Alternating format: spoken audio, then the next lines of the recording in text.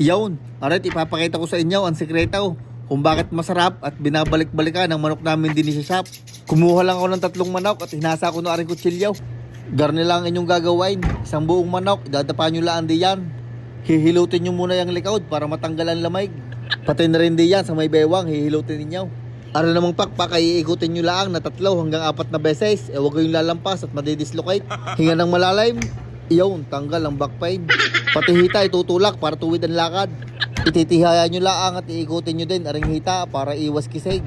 Ang 2 pakpak ay iikutin ulit para mataas ang lipad. Inyo uling idadapa at para talagang maaluan ang paghinga, ating ibubuka na ang likod. Inumpisahan ko na diyan sa may puwitan para iwas LBM. Hanggang diyan sa may lieg para iwas stiff neck. At iyon, gayon lang ang ginagawa namin sa manok, full service. Pagkaya hindi pa sumarap ay minasahin na. Gagawin nyo lang ulit yawn sa lahat ng mga manok. Mamasahihin nyo lang para gumanda ang pakiramdam. Pagkahilot nyo ng mga manok, atin naman lalagyan ng mantika. Ilalahid nyo lang sa lahat ng parte ng manok. Ari naman ay iwas pasma at para hindi na din pasukin ng lamig. At para talagang sumarap pa ang full service, ating buburbura ng pampalasa.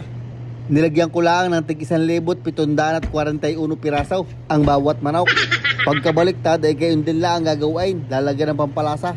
Sweet Texas Rub nga palang ginamit ko diyan. At pagkatapos ng full service, atin ang ilalagay din sa vacuum seal bag.